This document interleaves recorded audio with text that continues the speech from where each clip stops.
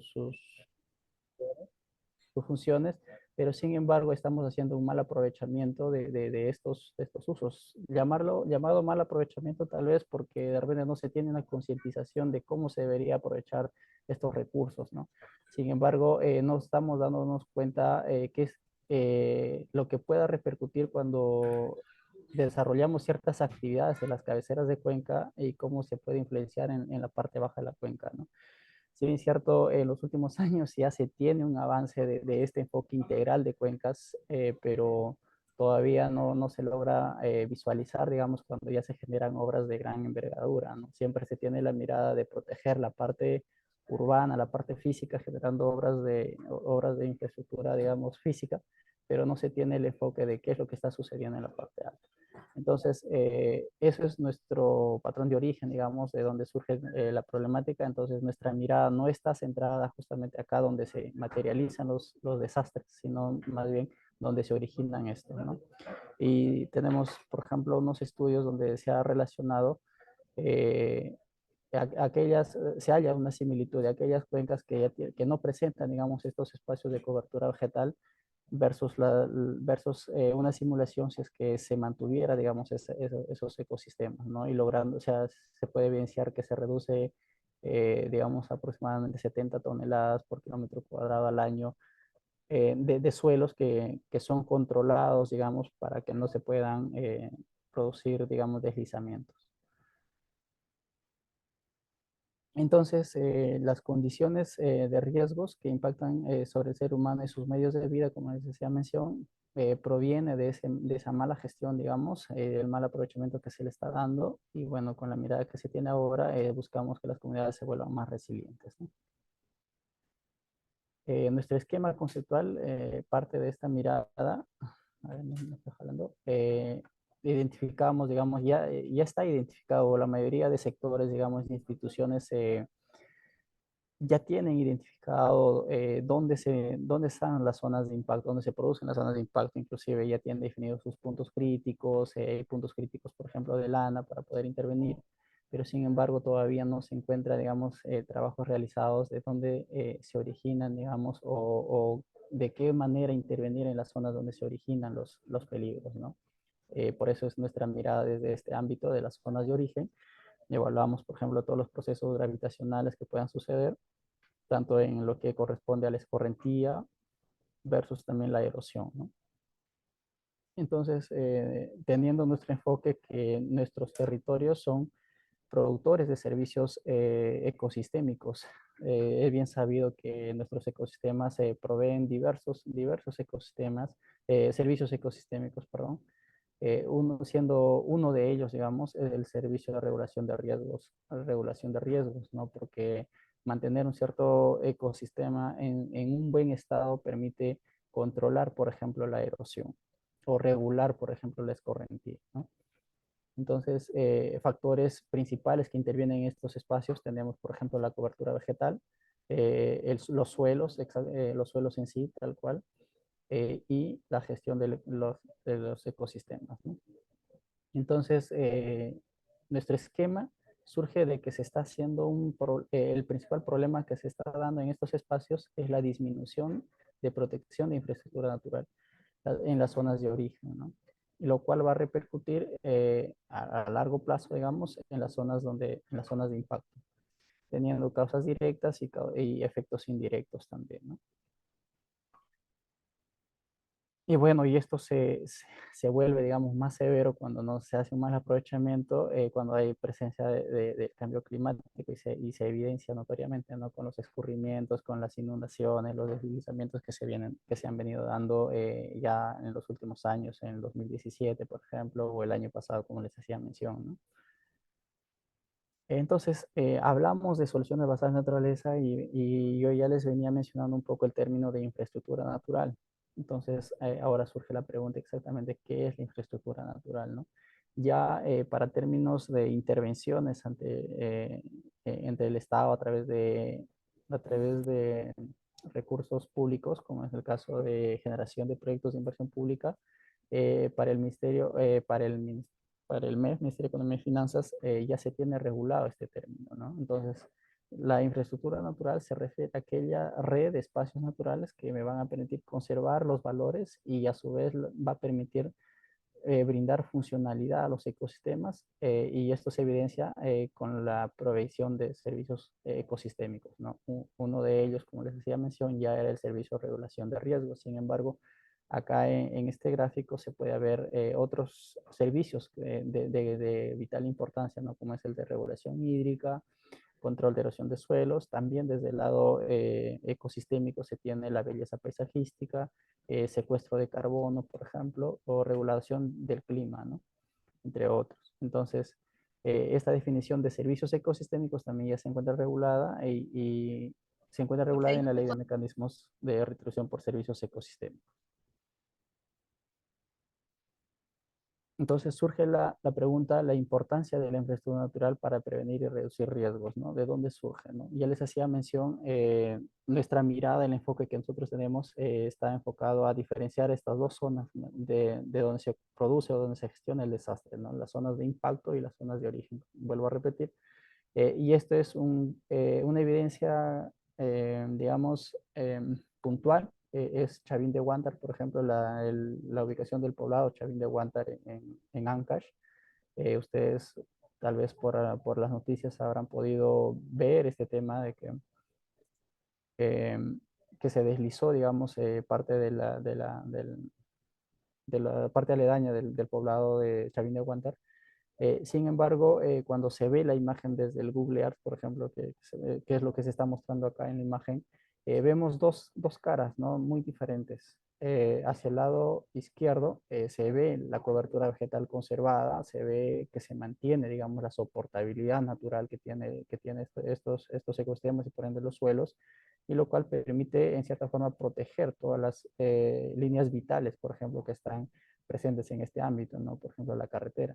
Sin embargo, al otro lado tenemos el área, digamos, impactada, el área donde hay presencia antrópica, la expansión urbana y por ende también la expansión agrícola, han hecho aprovechamiento, digamos, de esta conversión de los suelos, ¿no? De lo que era naturalmente, tenía una vocación natural, han sido transformados por otros usos, lo cual han ido debilitando estos suelos y por ende haciéndolos más susceptibles a que se deslicen. Notoriamente se puede apreciar en estas imágenes. Entonces, la importancia surge de poder recuperar estos espacios para poder brindar ese soporte que brindan estos ecosistemas hacia las zonas de origen, ¿no? Una de estas, digamos, intervenciones se puede dar a través de la gestión del territorio, controlando los cambios de uso que se vienen dando en estos espacios. Otro enfoque, digamos, es la forestación o reforestación con especies, eh, por así decirlo, enraizantes que van a brindar esa protección, esa estabilidad de los suelos, ¿no? Y bueno, y también se puede hacer obras mecánicas como los emparrillados en las laderas cercanas allá hacia el área urbana, ¿no? Entonces, la gestión del riesgo desde esta mirada ya se considera un enfoque más integral, el cual considera el enfoque ecosistémico, ¿no? Para proteger las ciudades.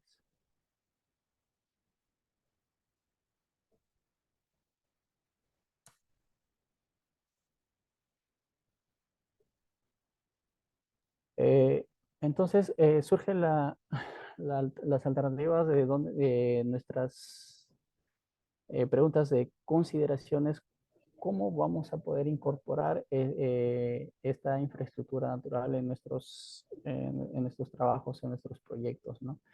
Y también hacia nosotros, cuando nos hacíamos la pregunta de cómo desarrollar ciertos lineamientos, ciertos instrumentos para poder dar este enfoque, surgió, digamos, las consideraciones que se tuvo fueron, por ejemplo, en este tema, que los proyectos de inversión deberían incorporar en la gestión de riesgos de desastres un componente ambiental. Si bien es cierto, a lo largo de todos los proyectos de gran envergadura que se gestionan, se tienen con ciertos componentes, con ciertas actividades para poder desarrollar específicamente cada componente a lo largo del ciclo de vida de los proyectos, pero se ha podido notar que casi todos están abocados al tema, digamos, mecánico, al tema de infraestructura física. Sin embargo, se ha demostrado que la sostenibilidad, digamos, en el tiempo no persiste. Se genera el proyecto, se genera el puente, se genera la carretera, pero a lo largo se puede ver siempre hay no tiene una protección, no tiene un soporte, digamos, natural, ¿no? Por ejemplo, en el caso de los gaviones, si no tienen cierta protección, tienden a caerse, ¿no? Entonces, también nos hemos podido percatar que las intervenciones, el Estado ya no debe actuar sobre los promedios, ¿no? Esa ha sido una de las causas principales también de las obras que se generan, es que se debe construir en función a los periodos de retorno. Y sí, ciertos proyectos lo consideran, pero en la mayoría de los casos, casi por la información que se tiene, la mayoría siguen todavía desarrollándose en función a los promedios, ¿no? Entonces, otra consideración que tuvimos es que el Estado no debe actuar sobre los promedios. Como les hacía mención, el claro ejemplo, como se puede apreciar en la lámina, es el puente que se construyó por el exalcalde Castañeda, ¿no? En la ciudad de Lima, versus el puente de gran soportabilidad que tuvo construida en las épocas virreinales, ¿no? También se ha tenido como una consideración para poder plantear estos enfoques, el tema de que en un día puede llover más de lo que en 7 años, ¿no? Y haciéndoles mención a los promedios mensuales que se había considerado, se hace notorio esto cuando, cuando se tiene, por ejemplo, precipitaciones que se tiene cierta temporalidad. A veces consideramos 25, 30 años de retorno, pero a veces no se tiene, digamos, ese criterio de que en un día puede llover lo que en 7 años no llovió, ¿no? Y pueden dar ciertas áreas con mayor impacto. Entonces, la mirada también, y como ya es cierto, quizás todavía no se hace hincapié, aún se lee o aún se escucha ciertas terminologías donde se habla mención o se hace mención de los desastres naturales. Entonces, ya de hace unos años se ha ido regulando esto en la política de gestión de riesgo de desastres. Por ejemplo, ya no se habla de desastres naturales, y entendiéndose que el desastre natural en sí no existe, ¿no? El desastre es una construcción social, como lo hacen mención en las láminas también, producto de la mala ocupación de las personas, ¿no? En esta lámina, por ejemplo, podemos apreciar el distrito, digamos, en Punta Hermosa, en el ciclón Yaco, el año marzo del 2003, lo que les hacía mención hace en algunos ejemplos también anteriormente, se puede apreciar cómo la expansión urbana, digamos, ha ido estrangulando el cauce del río, y por ende, cuando llovió, digamos, en el año 2023, no tuvo el punto de desfogue y por ende se vino sobre las casas, ¿no? Inclusive sobre algunas infraestructuras que habían aledañas, digamos, a estas casas. Pero mientras tanto, eso es en marzo de 2023, pero sin embargo, como pueden apreciar en esta fotografía, en los años 1972, el cauce del río tenía su punto de desfogue en el mar, no había una ocupación. Entonces, cuando hacemos estas diferenciaciones, nos vemos notoriamente y ya tenemos que tener claro que la naturaleza busca su propio flujo, ¿no? Busca su propia dirección, su propio rumbo. Entonces, no podemos seguir ocupando lugares naturales donde ya tienen ciertas restricciones, ¿no? Entonces, también para este enfoque de la infraestructura natural hemos considerado el tema de la estabilidad y sostenibilidad. Yo les hacía mención que cuando se generan obras, por ejemplo, gaviones, en los casos de los ríos, se genera el gavión, se genera toda la parte de fierro, cemento, bien consolidado, bien construido, pero sin embargo no se tiene el mayor soporte, digamos, como es la infraestructura natural en sí, producto de las especies vegetales que pueden acompañar a esta infraestructura física, ¿no? Tenemos el cauce, por ejemplo, la ribera debería estar ocupada, digamos, por cierta vegetación, considerando también las fajas marginales, pero sin embargo, no se trata de sembrar por sembrar árboles, ¿no? No se va a sembrar árboles, digamos, en principio, en especies, digamos, que no son oriundas de la zona, sino se debe tener en cuenta especies que sean especies nativas, pero a su vez también se debe respetar, digamos, una sucesión ecológica que debe tener esta vegetación. Por ejemplo, en la mayoría de los casos de los ríos, lo que estamos acostumbrados a ver, estamos viendo herbáceas, luego pasan a arbustos y así, ¿no? Se va generando y esto logra un gran enraizamiento que va a brindar mayor soporte y mayor actividad hacia las obras. Entonces, y ya como última consideración que se tuvo en cuenta para fijar estos lineamientos fue que no se debe construir el riesgo, ¿no? Recuperar siempre, debemos apuntar a recuperar el conocimiento precolonial del territorio. Tenemos esta lámina es un caso de la quebrada Río Seco en Cieneguilla, y sin embargo nos fijamos en esta lámina, podemos ver un resto arqueológico de conocimiento precolonial del territorio. Nos podemos ver notoriamente en esta lámina del Google Earth que estas ocupaciones se daban en la parte de la ladera del río, no en el cauce, ¿no? Sin embargo, nosotros a lo largo de los años hemos venido ocupando estos espacios, ¿no? Entonces, en lo posible se busca no reconstruir este riesgo y recuperar mejor estos conocimientos ancestrales. La naturaleza de intervención bajo este tema ya de cómo invertir, digamos, cómo generar recursos a través, se realiza a través, por el momento se tiene la tipología de ecosistemas a través de las brechas del sector ambiente. Se cuenta con esta tipología de ecosistemas, de no ecosistemas, de repente acá en la sala hay formuladores de proyectos, lo deben conocer mucho más esto cuando se formula proyectos. Entonces, la competencia es para gobiernos nacionales, gobiernos regionales y gobiernos locales, y el indicador de brecha siempre apunta a recuperar aquellos ecosistemas que han sido degradados, ¿no? Como les decía mención, tenemos dos brechas, sin embargo, la brecha que apunta con esta mirada o este enfoque es la brecha de ecosistemas.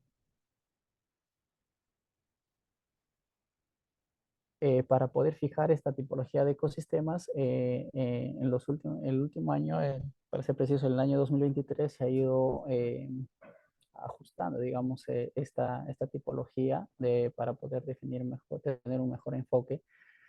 Entonces se ha ido mapeando o, bueno, espacializando los servicios ecosistémicos, si bien ciertos son demasiados, como les decía mención, pero se hemos enfocado en tres, por ejemplo, con la finalidad de recuperar esto. Tenemos el servicio de regulación hídrica mapeado a nivel nacional, tenemos el servicio de control de erosión también mapeado a nivel nacional y el servicio de regulación de riesgos que está pronto a incorporarse en la parte de los lineamientos de la tipología de ecosistemas.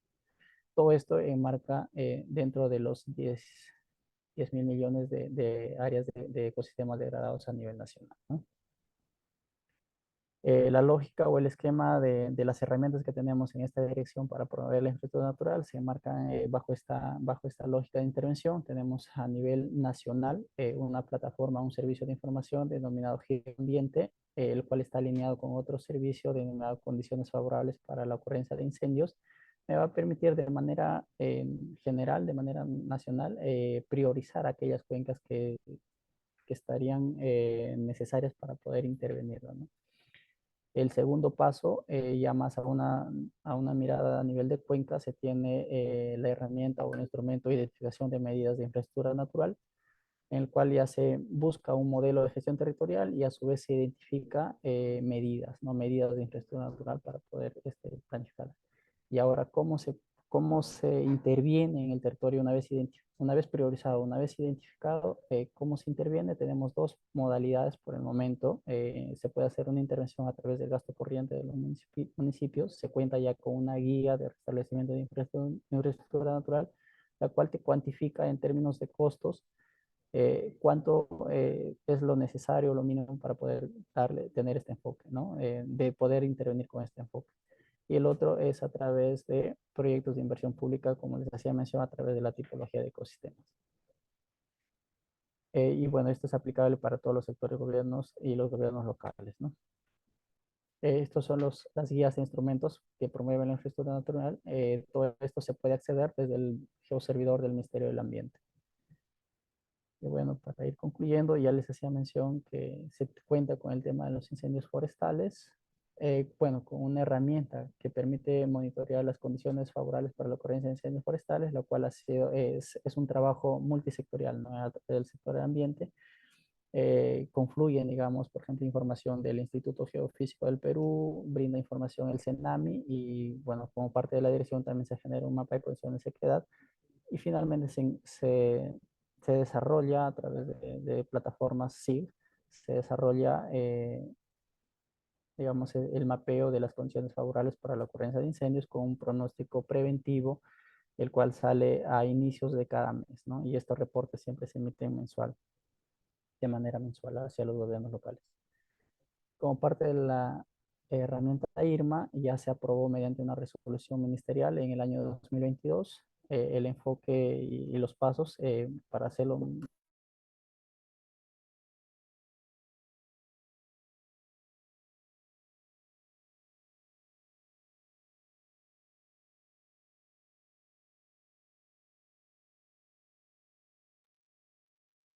Johan.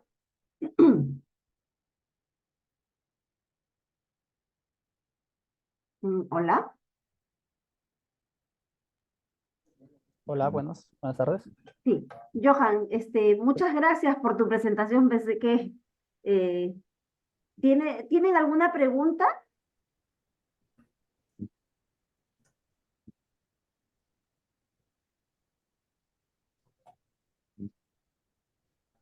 Buenas tardes. Creo Sí. que no por el momento. Muchas gracias, Johan, por acompañarnos el día de hoy. Eh, Cualquier pregunta que llegue por parte de los participantes te estaría haciendo llegar. Si nos puedes acompañar en sala, te vamos a agradecer y si no, yo te lo estaría haciendo llegar por el correo electrónico. Gracias por compartir tus conocimientos con todos nosotros. Gracias, Johan. Ok, muchas gracias. Ujú. Bien, ahora vamos a dar pase a nuestra segunda ponente. Ella es Glory Emilsen Alarco Basaldúa. Ella es ingeniera geógrafa de profesión y tiene estudios en maestría en práctica de desarrollo de la Universidad de Pantons Sorbonne. Profesional con más de 15 años de experiencia en el sector privado y público, con más de 8 años de trabajo en procesos de ordenamiento territorial y gestión del riesgo de desastres, y acciones de articulación multiactor, multinivel y a nivel de la región. Es especialista de la Dirección General de Ordenamiento Territorial y de la gestión integrada de los recursos naturales del Ministerio del Ambiente. Bien, damos pase a Glory. Muchas gracias, Marta. Me gustaría saber de cuánto tiempo dispongo. Bueno, ahorita son un cuarto para las 4. Puedes quedarte tenemos nosotros hasta las 5. Sé que tu presentación es menos, ¿no? Sí, así es, hasta Sí, 4:30. sí, no hay Ok, muchas problema. gracias. Ujú. Ok. Ok, gracias. Bueno, buenas tardes con cada uno de ustedes. Es un gusto poder compartir una temática en la cual eh, año tras año, bueno, se está incrementando ya las investigaciones o se están desarrollando acciones, ¿no? Para lo que es los incendios forestales. Entonces voy a pasar a proyectar perdón, para un poco. Me dicen si se confirma, perdón, me confirman si se visualiza. Ah, no, a ver, esperen. Sí se ve, Ok. se está viendo Sí, lo que estás sí. compartiendo. A ver, ok, ya. Bueno, gracias en primer lugar, Marta, por la invitación y gracias a todos los presentes. Bueno, como ya lo comentó Marta, un poquito más temprano vamos a terminar. Entonces, el día de hoy compartimos sobre qué acciones se vienen desarrollando desde el Ministerio del Ambiente frente a los incendios forestales, ¿no? Déjenme admitir aquí. Ok. Bueno, tengo entendido que son públicos, son promotores ambientales comunitarios, entonces un poco he dirigido la presentación para ustedes. De todas maneras, si existe consultas, igual lo pueden formular y se les puede responder ya sea ahora o después mediante su correo. Estoy pasando la lámina, pero no avanza. No sé por qué. A ver. Debe ser de tu computadora, No sé si mi Lili. máquina se ha colgado. Y ya, a ver, un segundo, por favor. Ajá. Ah, ya. Bueno, entonces, ok. Bueno, en primer eh, lugar, vamos a Aquí hablar ya sobre el pasó, alcance. Sí, Lili. ahora pasó. Gracias. El alcance, ¿no? Entonces, lo que mediante la presentación se busca fortalecer las capacidades de ustedes, ¿no? En la comprensión de los ecosistemas y cómo estos pueden verse afectados por los incendios forestales o de vegetación, ¿no? El objetivo es desarrollar esas habilidades, conocimientos y actitudes de ustedes, ¿no? En relación a esta problemática que también afecta a los ecosistemas y viene degradándolos, ¿no? Bueno, como actividades puntuales vamos a reflexionar sobre, bueno, uno, en primer lugar, creo que esto ustedes lo pueden aplicar ya cuando desarrollen otras acciones con sus comunidades, reflexionar sobre el sentimiento de pertenencia a su entorno, naturaleza y ambiente como punto inicial. Reflexionar individualmente y colectivamente también sobre las causas de estos incendios y los impactos que va a generar, ¿no? Reflexionar sobre las posibles soluciones y el factor de cambio que cada uno de ustedes representa, ¿no? Y puede llegar a ser en su respectiva comunidad. Bueno, en términos generales, se va a abordar sobre los ecosistemas, sobre las acciones que viene desarrollando el Ministerio del Ambiente, ¿no? Y algunas recomendaciones que las vamos a dar. Bueno, el ecosistema, seguramente anteriormente también ya lo han tocado, pues es un complejo dinámico, ¿no? De comunidades vegetales, animales, de microorganismos que están en ella, su medio no viviente, viviente, que interactúan como una unidad funcional, ¿no? Esta es una definición que ya, bueno, la mayoría lo usa. Entonces, aquí tengamos presente estas palabras claves, ¿no? Que es un sistema complejo, es dinámico, ¿no? Existe el medio biótico y abiótico, y la interacción y la funcionalidad que existe en él, ¿verdad? Obviamente existen ecosistemas ya de aquí a un momento, y seguramente quizás anteriormente les han presentado, los ecosistemas, pues tenemos ya justo la Dirección General de Ordenamiento Territorial, hace años atrás sacó el Mapa Nacional de Ecosistemas, y si bien es cierto, a veces en los colegios, claro, de manera general se habla ecosistemas, pues bosques, ¿no? Y otros, pero es importante que poco a poco también vayamos insertando a este nivel y a las comunidades que tenemos eh, 36 o más de 36 ecosistemas eh, mapeados, ¿no? A nivel nacional, y es importante para conocerlos, cuáles son sus características y funcionalidades de cada uno de ellos. Aquí en la imagen ustedes pueden ver ecosistemas en la costa, un ejemplo, la loma costera, ecosistemas en la sierra, tienen por ejemplo aquí un bofedal, y si vemos el grupo de ecosistemas de selva, pues acá tenemos un bosque de colina baja, ¿no? Entonces, somos, como ustedes saben, un país biodiverso, ¿no? Por las características topográficas, ¿no? La fisiografía, el clima, la latitud, altitud y todas esas características hacen que pues tengamos esta riqueza, ¿no? Tanto en modo de vista de la biodiversidad, como también se generan estos microclimas que tenemos, ¿no? Y todo ello nos conlleva justamente a estos resultados, a estos ecosistemas diversos que tenemos, ¿no? Este es el mapa nacional de ecosistemas, como les decía, 36 ecosistemas mapeados en los cuales ustedes pueden ver, esto es una información también accesible a través del geoservidor del Ministerio del Ambiente, pueden acceder a la información, consultar en formato PDF u otros formatos de acuerdo a su interés. Entonces, es importante, ustedes mismos en su comunidad pueden trabajar y decirles, ¿no? ¿Cuántos ecosistemas existen en el Perú? ¿Cuántos están mapeados? ¿Cuáles son los ecosistemas con más áreas? ¿Qué departamentos presentan tales ecosistemas? ¿Cuál crees que es el ecosistema con menor área? No, son cosas que quizás por esa curiosidad les va a invitar a adentrarse en el tema, ¿no?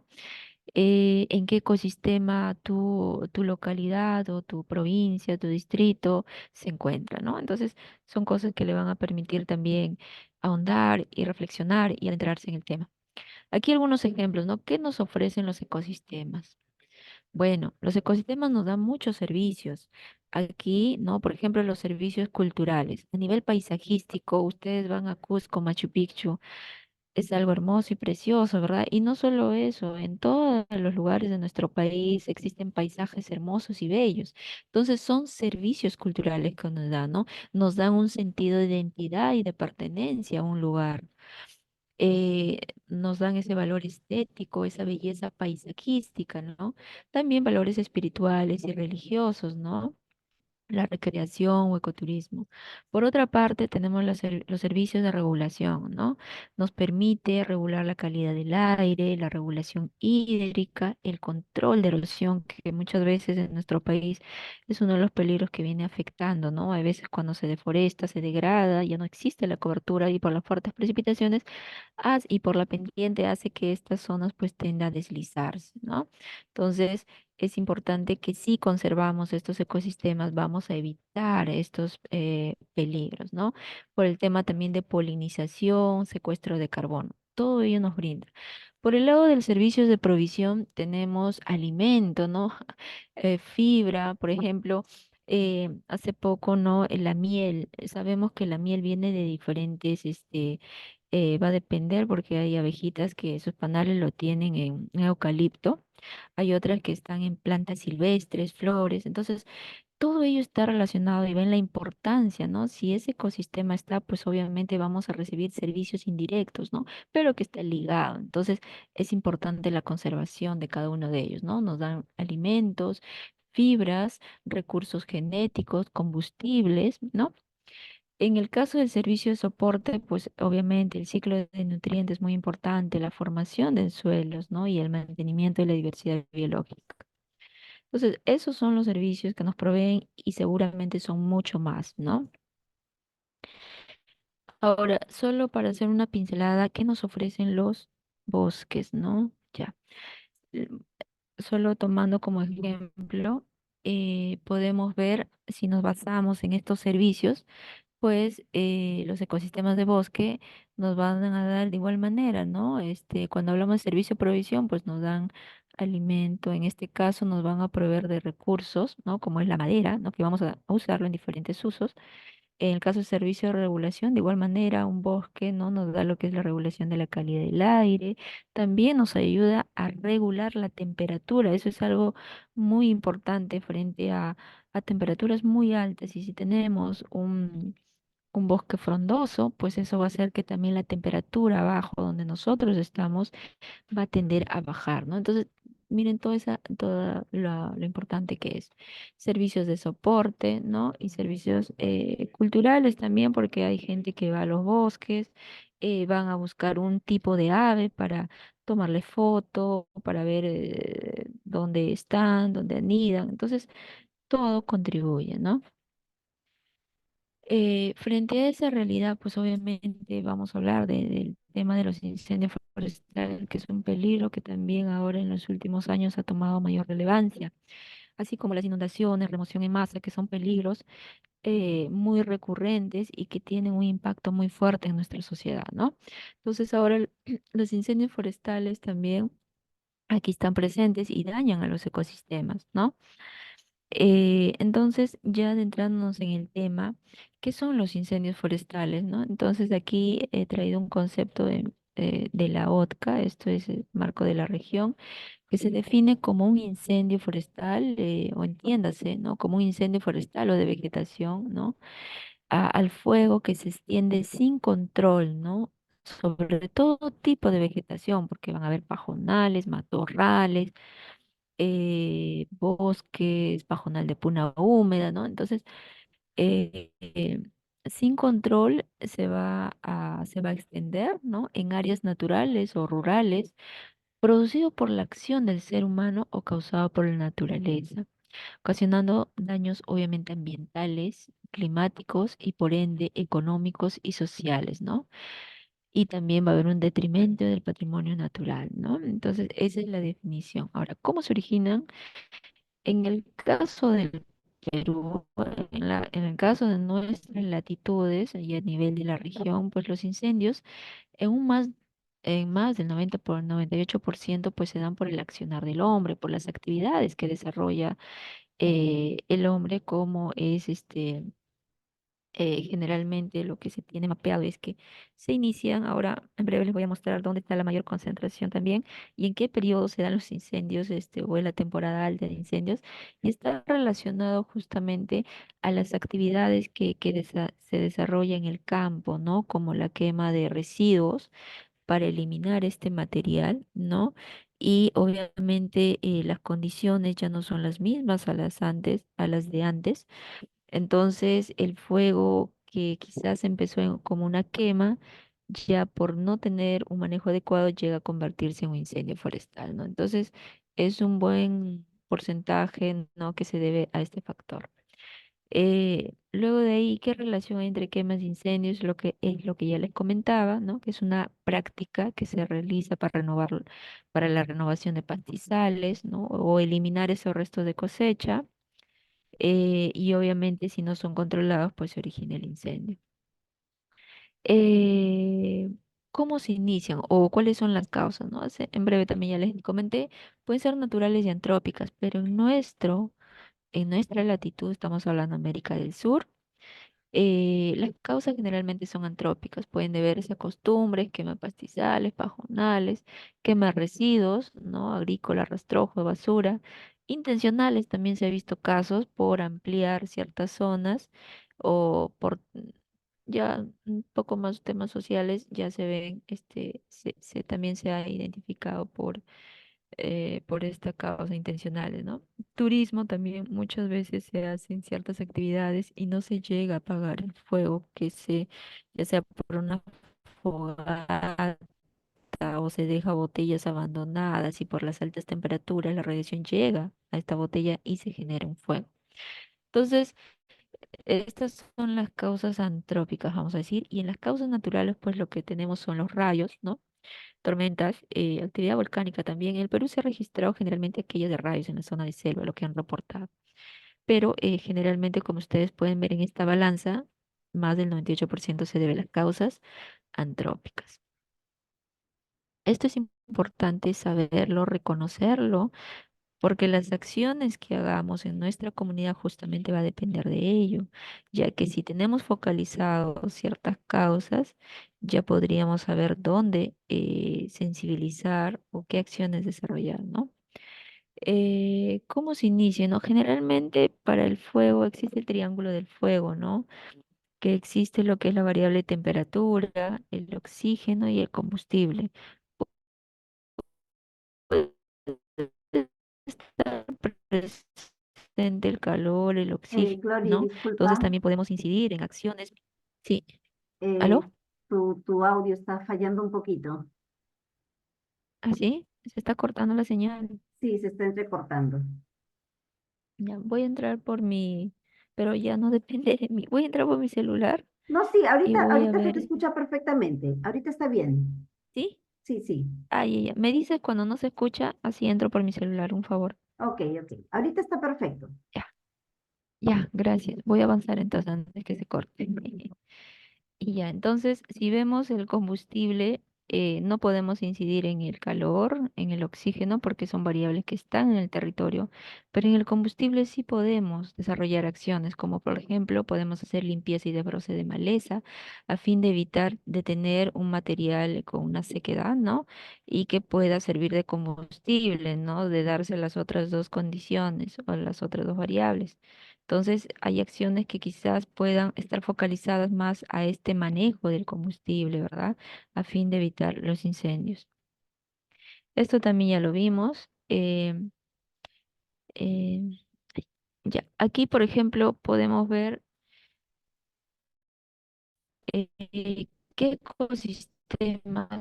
qué ecosistemas se registran, o es mayor entonces hemos determinado o hemos podido evidenciar a través de los datos que tenemos que el que va liderando la lista es el pajonal de puna húmeda, el matorral andino, jalca, pajonal de puna seca, el bosque montano yunga, ¿no? Son los ecosistemas que presentan mayor cantidad de este tipo de peligro, ¿no? Entonces también ahí podemos focalizar. Si yo en mi localidad tengo algún espacio que tiene pajonal de puna húmeda, focalizo mi intervención hacia ese sector, ¿no? Quizás con la comunidad empiezo a trabajar algunas estas prácticas de limpieza y desbroce, o nos organizamos y vamos a hacer algo, pues lo hagamos de manera colectiva, ¿no?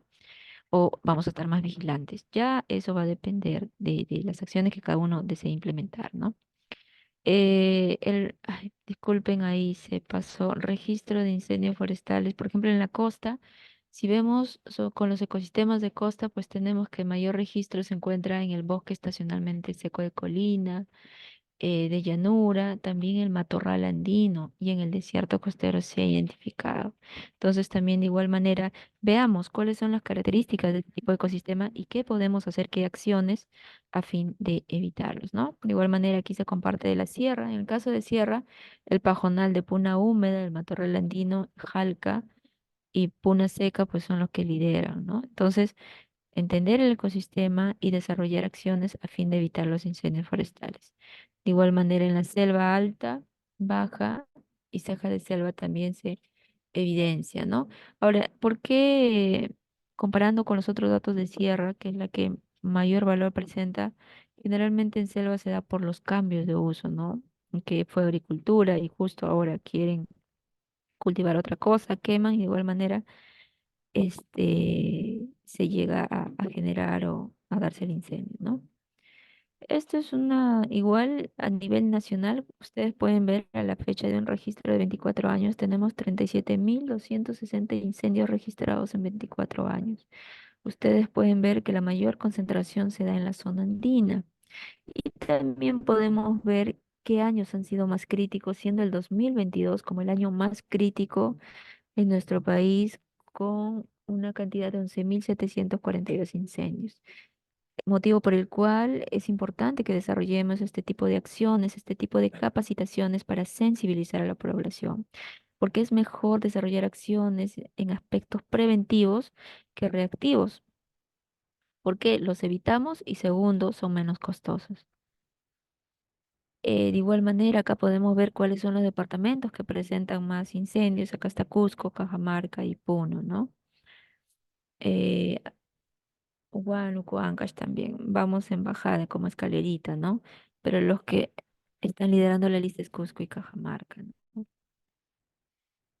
Si hacemos una visión o un análisis a nivel temporal en un año, pues podemos ver cuáles son esos meses pico, ¿no? Entonces vemos que agosto, septiembre, octubre son los meses, es el trimestre de mayor incidencia. Entonces aquí, por ejemplo, nosotros si queremos desarrollar acciones, debemos hacerlo antes de que ocurra, ¿verdad? Entonces podemos trabajar en el segundo semestre con nuestras comunidades, sensibilizando o desarrollando otro tipo de acciones, ¿no? Memoria descriptiva, o sea, entra a tallar cómo está constituido su equipo de Por sonido favor, y apaguen cómo sus está micros. ubicado en dónde. Ya, pero todo tiene que ser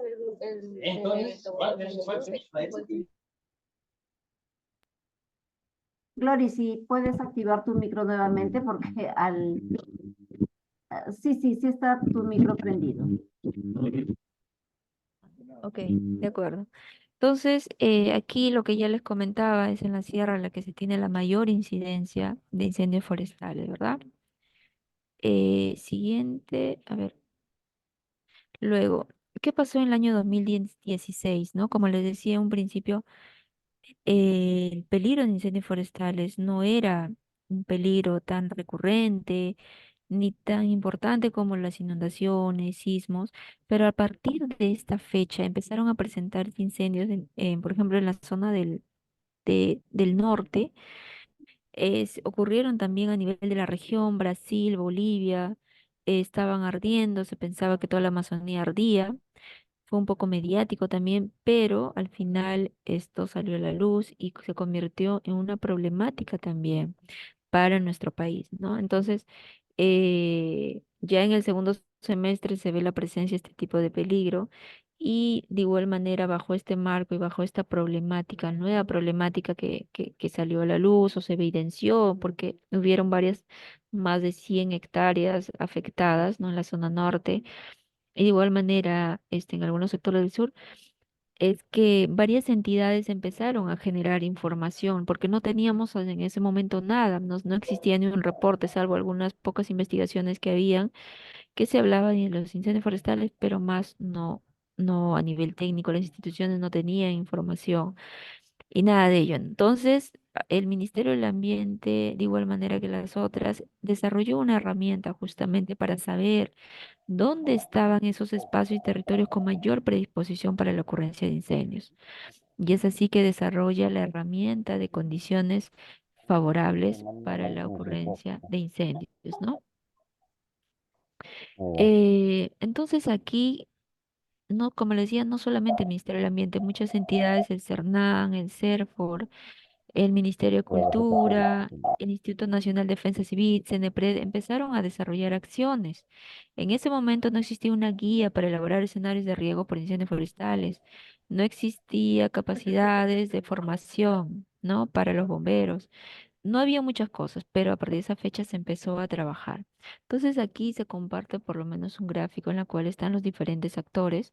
El rol decisor, obviamente está la PCM, ¿no? Los que articulan asesores técnicos, sabemos que para los peligros está Cenepret Indesi, convirtiéndose el incendio forestal como un peligro más a ser abordado.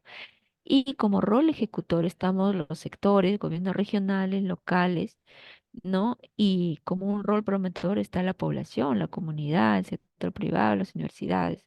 Entonces, todos estamos acá inmersos en este proceso, ¿no? Entonces, cada persona cumple un rol importante en la sociedad, ¿verdad? Y puede ayudar de manera organizada, de manera ordenada, a organizarnos frente a este tipo de peligros, ¿no? Y es ahí en la cual ustedes también pueden consultar a los demás en qué posición nos encontramos y cómo podemos ayudar a la comunidad y qué información conozco de mi entorno, ¿no?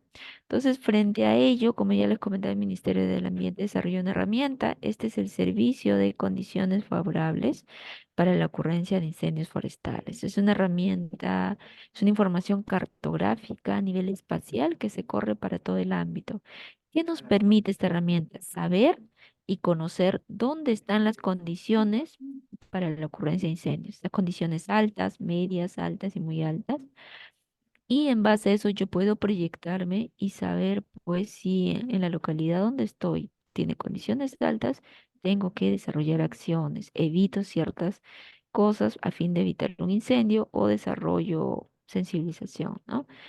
Entonces, esta información está disponible para los gobiernos regionales y locales, aquellos que toman decisiones, pero también está para la comunidad en general, porque ustedes pueden consultar la información, pueden consultar de acuerdo a su localidad, ¿no? Cómo están las condiciones. Es una información que se saca de manera mensual, 12 reportes al año, ¿no? Y las condiciones varían, pues, en enero, febrero, que son muy bajas a julio, agosto, septiembre, donde las condiciones son muy altas, ¿no? Asimismo, tenemos la base de datos de incendios, la que ya les he mostrado, todos esos gráficos provienen de aquí. Es una base de datos donde obviamente se enlaza con lo que es el INDECI, porque coge como insumos los reportes de emergencia, se valida la información, se busca dónde están esas cicatrices y se procede a registrarlo, ¿no? Entonces, también con estos dos tipos de información ustedes pueden hacer un diagnóstico, pueden saber cómo está su territorio, qué pasó, se presentaron incendios, en qué épocas, qué ecosistemas afectaron a qué comunidades y muchas más consultas, ¿no? Que deseen saber, ¿no? Algo importante que mencionar es que la información que generamos es para desarrollar acciones de prevención antes del incendio, no durante, porque durante sería monitorear dónde está el incendio, dónde está el foco, pero en este caso nosotros no somos la institución que desarrolla eso. Desarrollamos acciones antes de, como una de ellas, fortalecimiento de capacidades, ¿no? O después que nos sirva como para un diagnóstico y saber cuál es la característica de ese espacio, pero no durante el incendio, porque ya en ese momento ocurrió y ya no podemos hacer nada. En cambio, el CEFOI te dice, este mes las condiciones van a estar así. Si están bajas, perfecto, pero si están altas, desarrollemos medidas de prevención. Este modelo trabaja con estas variables, ¿no? Ingresa lo que es la temperatura máxima, la precipitación, pendiente, la cobertura del estado de la vegetación, y en base a esto se procesa. Asimismo, también se usa la base de datos de incendios para entrenar al modelo y se tiene como resultado lo que vemos aquí, ¿no? Pero esto ya es a nivel interno, es un árbol de regresiones lo que se aplica. Esa es la arquitectura del modelo. Y esta es la salida. Así se envían los reportes nacionales a los gobiernos regionales y locales. Entidades nacionales también, el reporte nacional. Y a nivel de departamentos, pues el reporte del lado derecho, ¿no? A nivel de cada departamento. Se comparte mes a mes, sobre todo en temporada alta se emite esto a los gobiernos regionales y locales. Si ustedes desean acceder, pueden ir al COER, solicitar la información CEFOI para que les brinden, o también pueden ingresar de manera individual al Google y buscan GeoServidor y pueden descargar la información. Esto, por ejemplo, esto es para el mes de julio de 2024. Por ejemplo, los departamentos que presentan un buen, casi ya un 91% de condiciones de su territorio son Apurímac, Huancavelica y Ayacucho. ¿Por qué ellos? Porque obviamente el tipo de vegetación, la cobertura, es lo que está favoreciendo a ellos. O sea, tiene una alta predisposición para incendios. Entonces, en este tipo de periodos, urge, ¿no? Incluso meses antes, urge desarrollar acciones a fin de evitar. Estos son los reportes que se envían, ¿no? A los gobiernos regionales. También podemos saber qué ecosistemas impactan, que ya le mostré.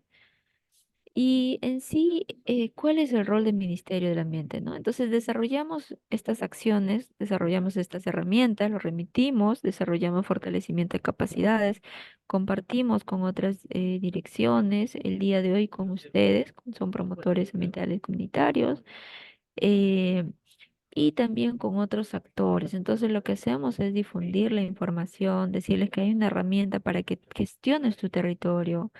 Les decimos también que pues esto lo hacemos en marco de qué, ¿no? Lo hacemos a fin de evitar la prevención de la degradación del ambiente, porque al final los incendios forestales vienen a ser también un problema ambiental, ¿no? Luego, siempre recomendamos, conoce la herramienta CEFOI, ¿no? La base, tiene lo que es la base de datos de incendios, tiene también información de ecosistemas, existe un mapa de vegetación también que la dirección desarrolló, que también se puede consultar, ¿no? A grandes rasgos. Aquí, por ejemplo, este es un pantallazo, ¿no? Cuando ingresen al geoservidor, se van a esta parte donde está la flechita, monitoreo y evaluación, ingresan y van a encontrar estos 5 módulos, vamos a decir, o bolitas. Y, por ejemplo, si se van al visor, van a encontrar el mapa, van a poder ahí un poco moverse a nivel nacional. Tienen recursos comunicacionales para que puedan descargar, tienen también para descargar la información, ¿no? Esta es la plataforma, este es el servicio, ¿no? Donde pueden visualizar la información. Ingresan al visor y finalmente, entonces, viene la pregunta, ¿no? ¿Cómo puedo ayudar a mi comunidad, ¿no? Frente a los incendios forestales, ¿no? Entonces, algunas recomendaciones, pues, los brindamos, ¿no? De igual manera, también el área de comunicación del Ministerio del Ambiente saca de cada cierto tiempo flyers, spots que comparten, ¿no? Y de igual manera también se alojan o se distribuyen por los diferentes medios, ¿no? Haciendo estas recomendaciones, ¿no? No quemar basura, arrojar siempre los residuos, ¿no? Realizar este tipo de acción, ¿no? En sectores rurales, bosques, pastizales con mayor riesgo, ¿no? Si vamos a visitar un parque, una reserva, pues no encender un fuego, fogatas, ¿no? O asegurarnos de apagarlas muy bien, ¿no? No arrojar colillas de cigarrillo, ¿no? Encendidas. No jugar con fuego, realizar actividades de limpieza, ¿no? Y desbroce de maleza. En otros casos también hacen lo que es el compost. Esto es una práctica muy buena, ¿no? Este, también a veces cuando se trabajan con herramientas se generan chispas, hay que tener cuidado a manipularlas, ¿no? Y algo importante, ¿no? Es que ustedes se sirvan, usen esta información, ¿no? Entonces, ¿cómo conozco mi territorio? ¿Cómo sé que están las condiciones? Ustedes en estos momentos nos pueden decir cómo están las condiciones de su territorio. Entonces, pueden acudir a esta información, pueden consultarla, ¿no? Y pueden determinar, ¿no? Cómo están para este mes, porque mes a mes se saca la información, ¿no? Entonces conoce tu entorno, cómo están las condiciones de tu territorio, qué zonas son las es más fácil para que se inicie este fuego. Es importante actuar con calma, es importante compartir con los demás colegas, ¿no? Es importante tener un protocolo contra incendios, ¿no? Contra emergencias de este tipo, y compartir lo que has aprendido hoy, ¿no? Asimismo, esta información pueden filtrarla y pueden saber a nivel de sus comunidades, ¿no? Qué comunidades tienen condiciones, qué áreas naturales, qué tipos de ecosistema presentan este tipo de registro y así sucesivamente, ¿no? Les compartimos algunos de los recursos que hemos trabajado de manera articulada con la dirección con la DGCIA y también con la Oficina de Comunicaciones, ¿no? Son materiales de este año que también de igual manera les podemos compartir y le vamos a pasar a Marta. Está en formatos editables también para que ustedes puedan agregar su logo, ¿no? Agregar, pero dejan del mismo y agregan su logo, pueden, como ustedes gusten, y lo pueden usar y hacer suyo, ¿no? Es lo importante que se comparte la información porque es para ustedes y puedan difundir en su comunidad. También hay spots radiales, hay algunos videos que también de manera articulada se hizo con Apurímac, con abuelillas, una buena experiencia, ¿no? Entonces todo está a su disposición. Eso sería todo, Marta, en cuanto a mi persona. Más bien, había unas preguntitas, no sé si llegaste a pasarlo. Gracias. No, justamente es al final. No sé si tiene el público alguna pregunta. Acá Ana María Di Laura dice, ¿un incendio ocasionado por personas intencionadas tienen alguna sanción o a dónde se puede recurrir? Ya, voy a dejar compartir. Sí, hay una sanción en el Código Penal, si no me equivoco, tiene una pena de 4 años. El Código Penal. Sí está sancionado en el momento. Actualmente, generar un incendio forestal está penado actualmente. En otros países desarrollan lo que es el manejo integral de fuego. Nosotros como país todavía no hemos, no hemos migrado a este proceso, sino que estamos con un tema de ser punitivos, ¿no? Está prohibido desarrollar la quema. ¿Por qué en otros países ya han migrado a esto? Porque igual como nosotros estuvieron en un momento, era todo prohibir, prohibir, pero eso les resultó, de acuerdo a sus investigaciones y datos estadísticos, que eso conllevaba a un mayor número. Entonces empezaron a entender que el fuego era parte de la sociedad y hicieron un manejo, ¿no? Manejo del fuego, con todas las consideraciones debidas, claro, ¿no? Pero sí, a su consulta sí está penado. En el Código Penal lo dice. Siguiente pregunta de Adelma Ludemi Condori Cáceres. Dice, ¿cómo se pueden restaurar las áreas afectadas por incendios forestales para prevenir la erosión y promover la regeneración? Bueno, en el caso de la restauración, lo que recomendamos es, ¿cómo se pueden? Bueno, ya los gobiernos locales vienen desarrollando diferentes proyectos de restauración o recuperación, ¿no? De algunos tipos de ecosistemas que se han afectado, ¿no? En este caso, nosotros le recomendaríamos que si se va a hacer eso, tengan en cuenta la consideración de especies nativas. Por ejemplo, si van a reforestar con eucalipto, ustedes saben que el eucalipto es un árbol altamente inflamable, ¿no? Sus hojas son altamente inflamables porque tienen una resina. Entonces, si yo en un momento llega a prenderse, me voy a ver afectado, ¿no? Y eso es lo que ha pasado en Chile también, ¿no? ¿Por qué ocurren tantos incendios, tanta afectación?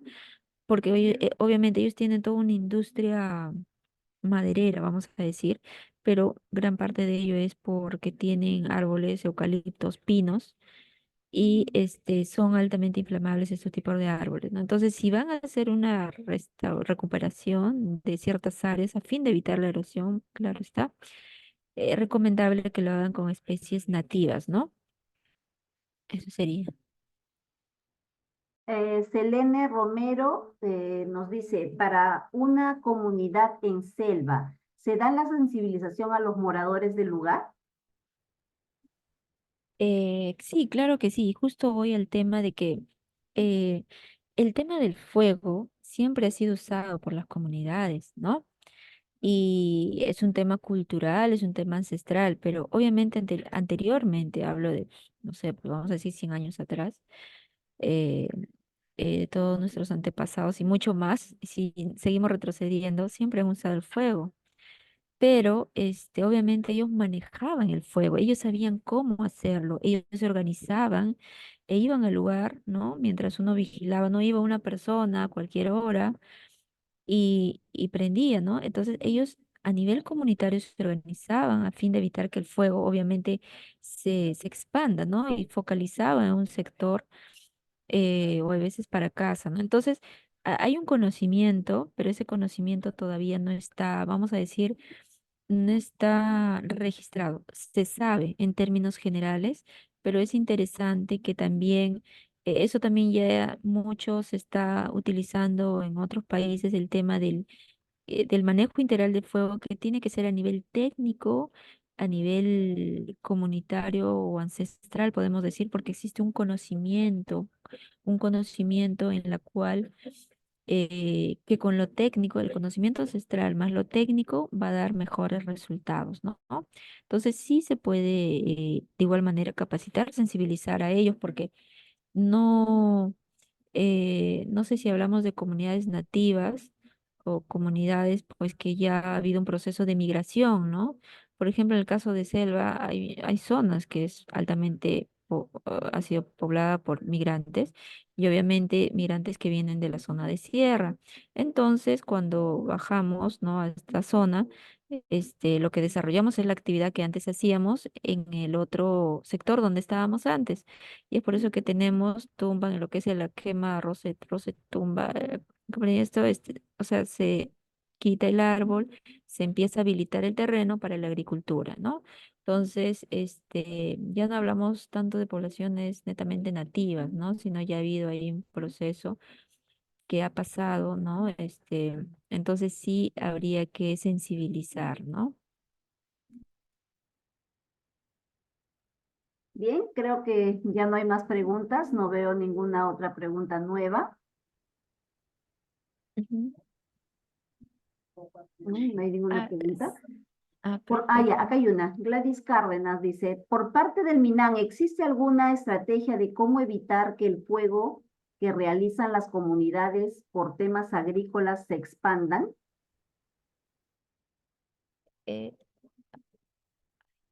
Eh, Marta, discúlpame, como no escuché, ¿me puede repetir, por favor? Sí, a ver, ¿dónde está? Por parte del MINAN, ¿existe alguna estrategia de cómo evitar que el fuego que realizan las comunidades por temas agrícolas se expandan? O sea que, ay, no sé si es mi micro. O sea, ¿qué acciones estamos desarrollando a fin de evitar que el fuego se expanda? ¿Algo así? Sí, esa es la pregunta. Ya, ¿qué acciones estamos desarrollando a fin de evitar? Ya, claro, a nivel local el fuego, las personas van y queman, si bien es cierto, porque es más práctico, ¿no? Yo cosecho, ya coseché, ahora me queda un material residual, lo más conveniente es quemo, ¿no? Y obviamente esto también va vinculado al tema de la topografía, ¿no? En otros países hay veces hacen un tratamiento con tractores, pero estos son en zonas planas. Entonces, nuestra topografía es diferente, entonces no podría darse. Aparte que también por un tema económico es lo más práctico, lo más fácil que se puede hacer. Hay veces se conoce también que quemando se va a renovar, ¿no? Pero puede ser que se renueve, pueda crecer, pero los nutrientes, el nitrógeno y otros componentes del suelo no lleguen a desarrollarse, ¿no? Entonces, eso justamente eh, siempre que tenemos reuniones, si se da el caso con la academia, les comentamos, ¿no? Que se necesita más investigación en estos puntos, ¿no? A fin de plantear o dar este tipo de medidas más acordes a la realidad, ¿no? Entonces, nosotros como Ministerio del Ambiente, pues no podemos, nosotros no prohibimos el uso del fuego, ni tampoco ni tampoco alentamos a que se desarrollen, ¿no? Entonces, lo que hacemos es, desde nuestro lado y en el marco de nuestras funciones, es desarrollar herramientas, instrumentos que ayuden, ¿no? En las acciones de prevención a fin de evitar, ¿no? Entonces, antes que se dé el fuego, ¿qué podemos hacer? Podemos hacer lo que hace un momento le decía, limpieza y desbroce, o podemos hacer una línea cortafuegos. Si yo tengo, esta es mi área natural protegida, es como mi joya, porque vienen turistas por esto. Entonces lo que hago es abro una franja cortafuego, ¿no? A fin de que si viene el fuego de abajo, pues se quede aquí y no llegue a afectar a lo que yo quiero conservar y proteger, ¿no? En algunos casos esto se está dando, ¿no? Entonces, ese tipo de acciones venimos, desarrollando. Y a nivel local, pues obviamente le corresponde a la autoridad local, regional, ¿no? Desarrollar acciones a fin de evitar. Un caso, por ejemplo, es que a nivel comunitario, a nivel de las comunidades campesinas, en algunas de ellas, en su estatuto o en, ¿no? Que tienen, incorporan, ¿no? Que está prohibido quemar, se les sanciona. Entonces, este tipo de cosas ayudan, ¿no? A que también contribuyen, ¿no? A fin de evitar los incendios. Bien, última pregunta. En Puno y en Huancavelica, ¿qué medidas se toman para estos incendios forestales? En Puno, en Guayaquil, ya. Nosotros lo que estamos haciendo es, por ejemplo, justo en estos días, todos los años lo hacemos, desarrollamos un curso de formación que se llama Uso y Aplicación de la herramienta CEFOI. Entonces, identificamos los departamentos más críticos, ¿no? Y damos este fortalecimiento de capacidades, dándoles a conocer que, por ejemplo, por las características de tu territorio, tienes un buen porcentaje de puna seca, ¿no? Pajonal, matorral. Entonces tienes que desarrollar acciones. Pueden elaborar su plan de prevención y reducción de incendios. Una de ellas es una acción. Pueden tener su plan de contingencia. Pueden hacer charlas de sensibilización, ¿no? Pueden compartir material comunicacional por medios radiales y toda una serie de cosas que lo que hacemos es compartir con ellos, ¿no? Entonces invitamos al gobierno regional, a las municipalidades provinciales y a las provinciales le decimos que inviten pues a sus distritos para sensibilizarlos y de igual manera ellos puedan llegar a sus comunidades, ¿no? Eso es lo que venimos haciendo por lo pronto. Bien, Glory, ¿tendrás para una pregunta más? Veo que acá hay una pregunta más. Sí. Sí, dice, ¿sería lo más apropiado una capacitación en agricultura ecológica y o sostenible? Eso le tomo nota para desarrollar un curso a futuro que era con agricultura ecológica. Sí, sí, nos parece muy interesante. Y claro que sí, justo estamos trabajando en un curso de formación ambiental y esperamos este año tenerlo, ¿no? Que va a ser un poco ya más específico, vinculando otras temáticas, pero que están relacionadas a incendios forestales. Y también me parece interesante este de aquí, que es la agricultura ecológica y sostenible, ¿no? Sí, claro que sí. Más adelante se vienen más cosas. Gracias, ¿no? Dios mediante. Ok, Glory. Muchísimas gracias por compartir con nosotros tus conocimientos sobre estos temas de incendios forestales.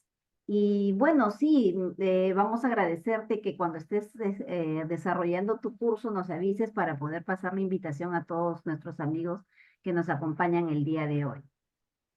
De Bien, acuerdo. Gracias. Muchas gracias, gracias, Marta. Glory. Bueno, ahí hemos puesto unas preguntas. Por favor, hay un link.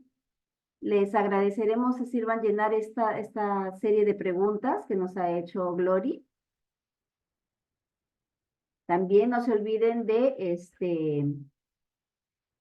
registrar su asistencia para que recuerden que sin la asistencia no van a poder obtener su constancia de participación.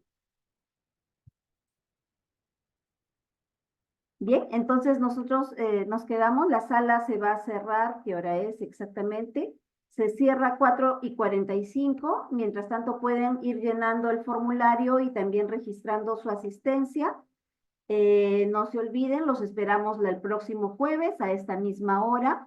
Y nuestro ponente, la sesión 6 es Instrumentos para la Gestión del Territorio, la segunda parte, y el ponente es William Augusto Yartayo León, él es especialista en sistemas de información geográfica y coordinador técnico de la Dirección General de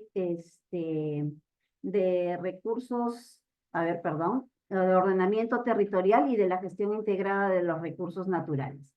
Bien, muchísimas gracias con todos y todas. Los esperamos la próxima semana. Gracias.